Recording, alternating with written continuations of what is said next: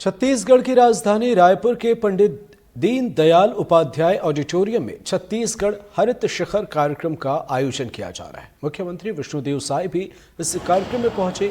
3 दिनों के इस कार्यक्रम में छत्तीसगढ़ के लोक वाद्य यंत्रों की अनोखी प्रदर्शनी लगाई गई।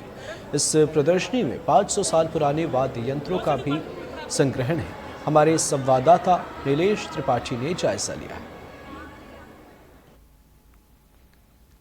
छत्तीसगढ़ की राजधानी रायपुर के पंडित दीनदयाल उपाध्याय ऑडिटोरियम में एक प्रदर्शनी लगी हुई है। उस प्रदर्शनी में सबसे खास और आकर्षण का केंद्र बना हुआ है लोकवाद्य यंत्रों का संग्रहण। और ये लोकवाद्य यंत्र क्या हैं, किस तरह से तैयार किए गए हैं, सारी जानकारी देने के लिए हमारे साथ हैं रिकी छत्री जी। रिकी जी, स्वागत है आपका।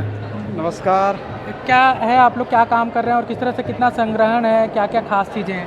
मैं ये छत्तीसगढ़ के जो पारंपरिक वाद्य यंत्र हैं उनका विगत 45 वर्षों से खोज कर रहा हूँ। इन 45 वर्षों में मैंने अभी तक 200 प्रकार के वाद्य यंत्र इकट्ठा किया है। अब भिलाई में संग्रहालय बनाकर मरोदा सेक्टर में इनको रखा हूँ। इसमें तरह तरह की वाद्य यंत्र हैं। शिकार करने के लिए वाद्य यंत्र बने, शिकार से बचने के लिए, रखवाली करने के लिए।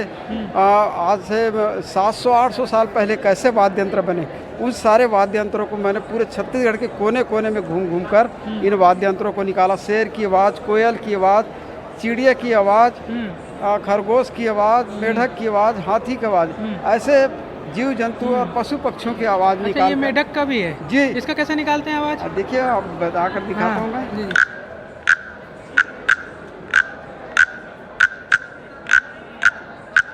अच्छा, इसका उपयोग क्यों करते होंगे वाद्य यंत्र के रूप में? ये कभी ये खेल में इसको बनाया गया है। ऐसा बोलते हैं कि किस क्षेत्र में का था ये? बस्तर क्षेत्र का बस्तर का था। हाँ। और ये क्या इतना बड़ा? ये भेर बोलते हैं। जैसे हमारे यहाँ शादी ब्याह मांगलिक कार्यों में शंख का वादन करते हैं स्थान शुद्धिकरण के लिए। वैसी रायगढ़ और सारंगढ़ क्षेत्र में ये भेर बोलते हैं, इसका वादन करते हैं। कैसे करते हैं इसको?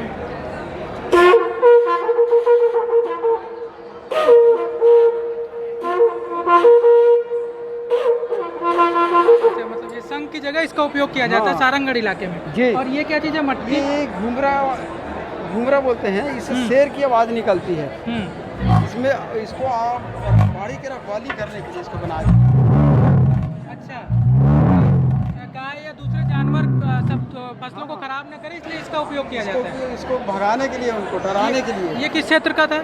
ये दुर्ग जिले का ही क्षेत्र का है। अच्छा। हाँ, ये मतलब अहिवारा ब्लॉक का। अच्छा। हाँ, उस क्षेत्र में ये आज से कम 400-500 साल पहले की बात है। अच्छा। जब नदी में बाढ़ कम हो जाती थी, फल और सब्जी उगाते थे, तो जब फल सब्जी तैयार हो जाता था तो किसान जो संध्या के बेला में घर चले जाता था, तो रात के बेला में छोटे जानवर, हिरन, भालू उसको खा जाते थे, उनको डराने के लिए, न करे उसके लिए। और ये बाकी जो अन्य है, ये कुछ अलग टाइप का दिख रहा है, ये क्या चीज़ है? ये किकिर बोलते हैं। बिल्कुल अद्भुत वाद्य यंत्र है ये सुकमा जिले का है। वहाँ गुंडाधुर आप सुने होंगे, उनके पूर्वजों का है किकिर। गिटार वगैरह की तरह जो यूज होता है आजकल, गिटार का पुराना रूप। बिल्कुल उसी का रूप है, ये किकिर है।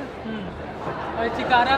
कई सारे ऐसे वाद्य यंत्र हैं जिनको आपने देखा होगा, कई बार कई फिल्मों में देखा होगा, नहीं तो कई प्रदर्शनियों में देखा होगा, जो आमतौर पर नज़र भी आ जाते हैं। जैसे अलग अलग ढोल हैं, तंबूरे हैं। ये मोड़िया ढोल क्या है?